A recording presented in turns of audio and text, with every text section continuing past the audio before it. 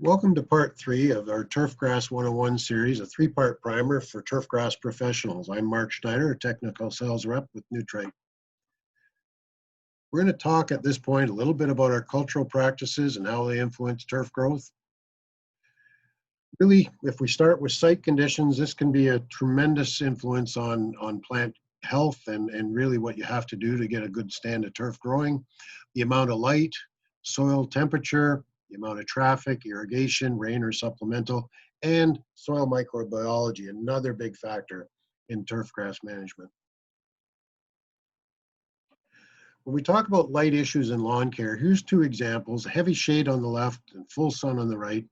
Both of these lawn areas are going to probably receive the same program in any given season, uh, be it 3 or 4 pounds per thousand. However, you are going to see tremendous differences in how that turf will perform under the same program. So adjustments would have to be made in both cases.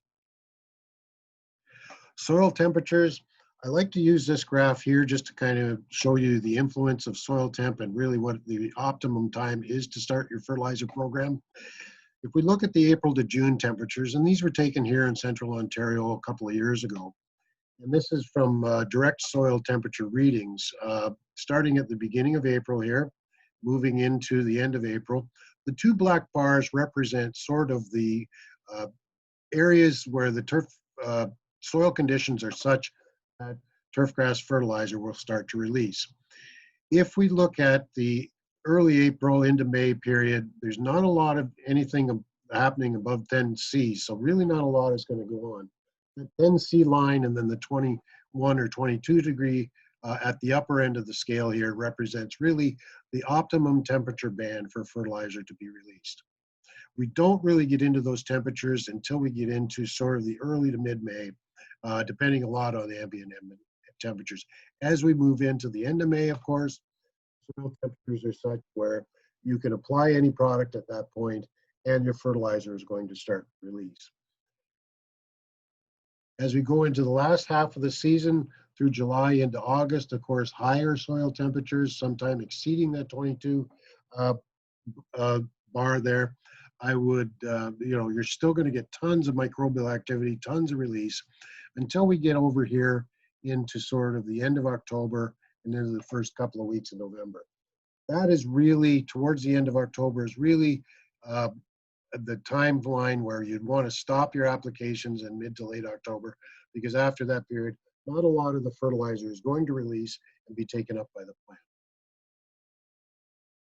We'll talk a little bit now about traffic, both heavy and light. Of course, the slide on the left shows a very well-trafficked alleyway between some housing complexes. The kids have been out playing soccer and wearing it down, of course, and then you take another site like the one on the right with the light traffic, irrigated, and a good fertility program. These both are remedied by proper aerification. We'll talk a little bit now about monthly rainfall totals. This was taken in Toronto a couple of years ago. Irrigation and natural rainfall have a great influence on plant health and fertilizer uptake.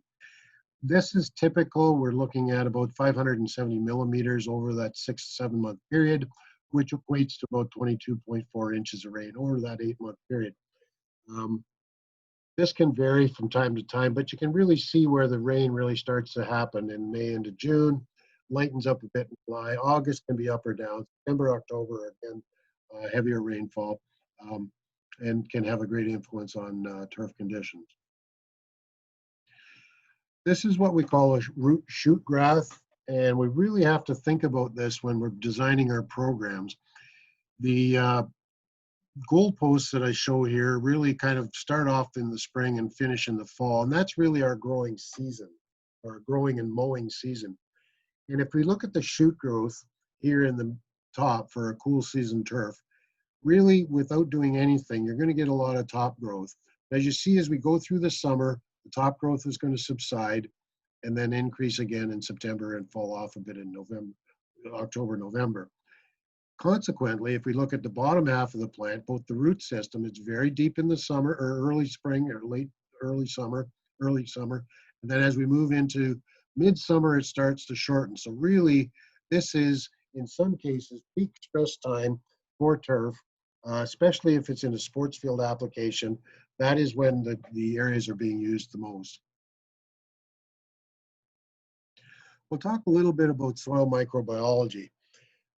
One thing that we have to understand is that there can be up to 70 pounds of microorganisms per 1,000 square feet at a depth of 6 inches or so.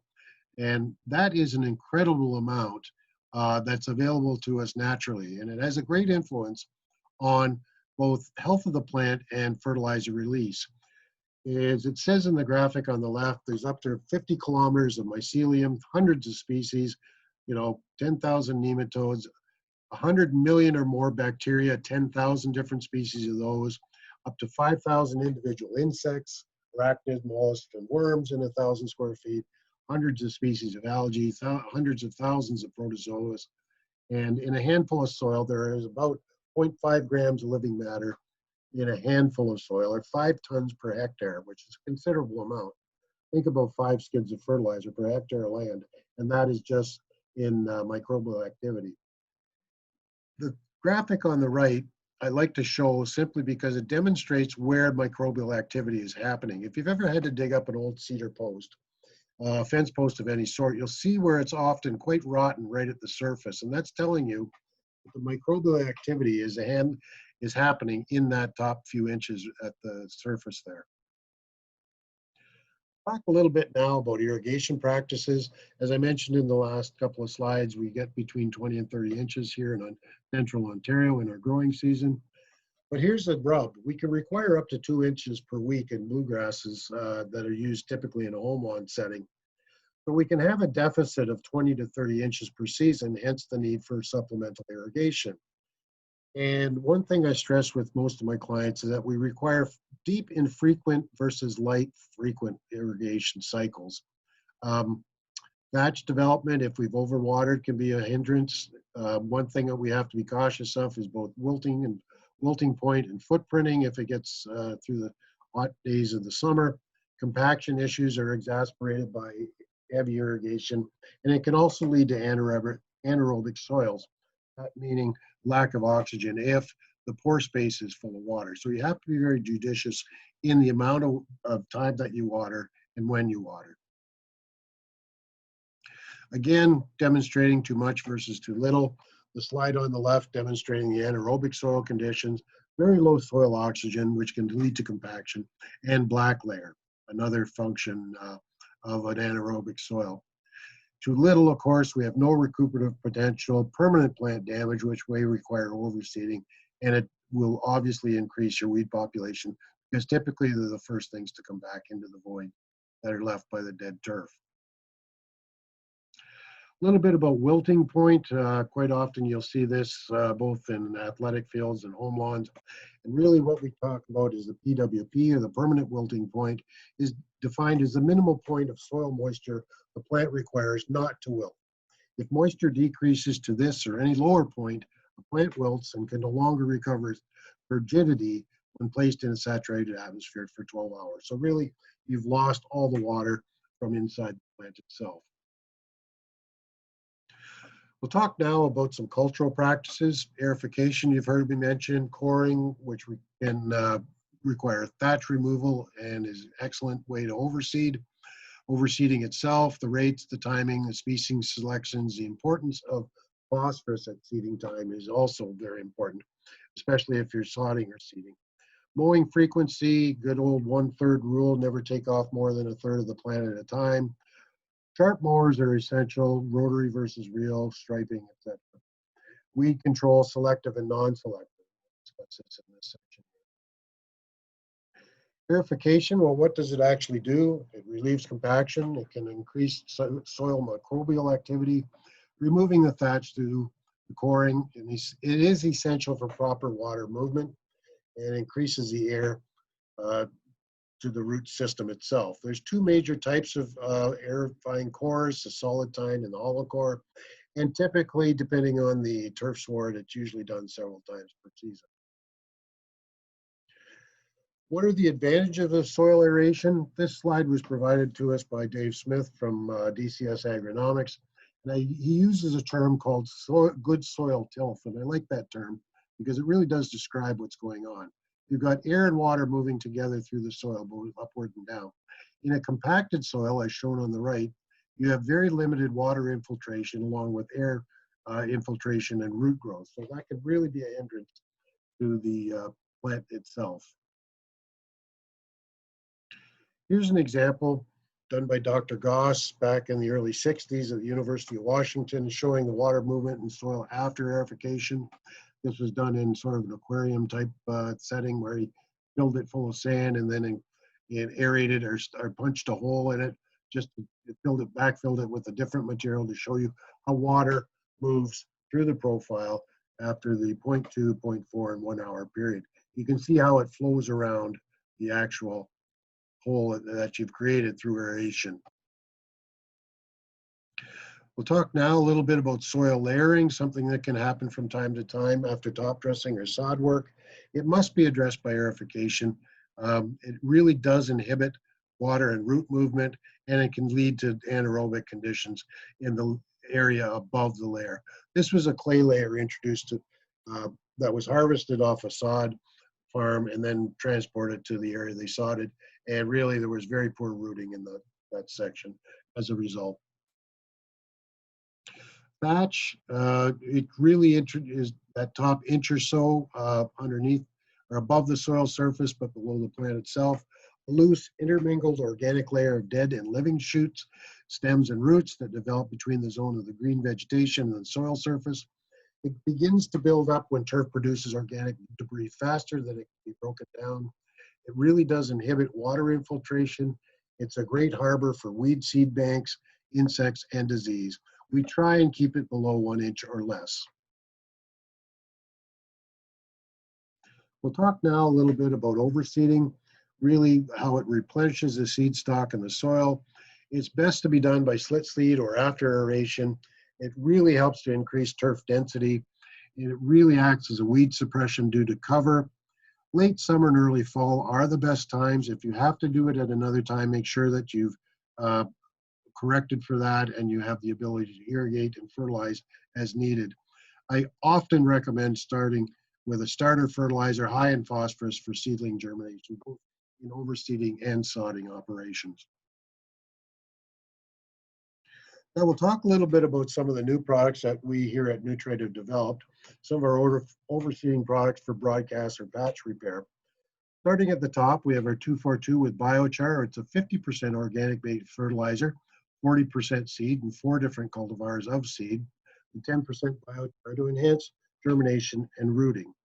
The other product we carry is the 1025 with biochar, an organic-based fertilizer with 10% seed, 4 different cultivars, 10% biochar, and it also enhances germination and rooting. We'll talk now a bit about the drought-tolerant species of turf. Starting at the top, the most drought-tolerant species, of course, are some of the fescues, the tall fescues. Moving down the chart here, perennial rye, not bad. Bluegrass has some drought tolerance, finely fescues. As we move into the bent grasses, poa-triv and annual bluegrass, they really do have a low drought tolerance.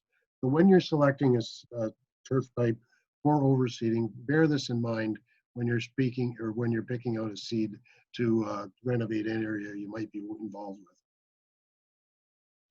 Wear tolerance is another big factor as far as seed selection goes. It's really critical to match the wear tolerance to the field or lawn specific soil type and definitely for the amount of traffic. Again, it shows the most wear tolerant at the top with the tall fescues and the least wear tolerant, the best bent grasses on the bottom. Mowing, we talked a minute ago about the 1/3 rule, never take off more than 1/3. Reel versus rotary, most cases in the home lawn settings you're using a rotary cut. Reel mowers are used more often in sports field and golf applications. But a cut is very important, especially at stressful time. One thing that we have to remember is that mowing does stimulate growth, and the main thing overall is to keep your blades and reels sharp. Don't remove more than 1/3 of the total height of cut in one mowing. If turf is 3 inches or more, cut it to 2 inches. Otherwise, it could lead to scalping, removal of too much leaf tissue. Excess clippings can incubate some diseases as shown on the bottom here. A real mower is more energy efficient and a better cut, but a lot more higher maintenance on the mower itself. A rotary is easier to maintain and a lower quality of cut. Here is an example on the top of turf mower injury, often misdiagnosed as drought stress, and leads to plant stress, increased weed disease, and insect pressure. You can see here in the graphic showing an undamaged clean cut versus a shredded leaf, which gives you this sort of appearance. Some people would look at that from a distance and say that's drought. Really what it is just a badly mown leaf surface. Height of cut, usually 2 to 3 for most of the cultivars we're using in home lawn and sports field applications. Maintaining a good height of cut is important for root and shoot ratio, one of the graphs that I showed you earlier. It has a great influence on wear tolerant, drought resistance, and I often recommend to increase the height during stressful periods of the heat of the summer, simply because you want to maintain the root shoot ratio in a decent length just in order to survive the stresses of a stressful time. Weed control, usually in conjunction with proper fertility and cultural practices, can go a long way to influence the health of the turf sward. We have selective weed control with iron products like Fiesta. It is a high dose of iron. Repeat applications may be necessary. It's what we call a top burn, and some of the thicker weeds will have to be done a couple of times to break through the cuticle, but it is a very, very good product to use. And again, we have non-selective control with products like corn gluten, and it does inhibit weed seed germination, crabgrass, dandelion, and other. Timing and moisture is critical at the time of application. It's also a very good source of fertilizer with an 804. One thing to remember is to avoid any sort of overseeding for a month or two after the application, but because it does influence weed seed germination, turf seed germination. Non-selective control using horticultural vinegars and fatty acids. Weed control around path, posts, and sidewalks, and as we see here, always read the label. So here's our cultural practices by season. If we start off in the spring with a fertilizer application, a little bit of overseeding, again, some spot weed control, another fertilization, aeration it towards the end of the season. So really what's next? So we're going to talk a little bit about sustainability, the development that meets the needs of the present without compromising the ability of future generations to meet their needs. We must consider the future then in making our decisions about the present. If we look at our environmental, social, and economic circle, we're really talking about the 4 R's: the right product at the right rate, and the right time, and the right place. Thank you for your attention. If you want to follow us on Twitter at Nutrite Canada or Facebook, or come to visit it on our website at www.nutrite.com. Thank you again.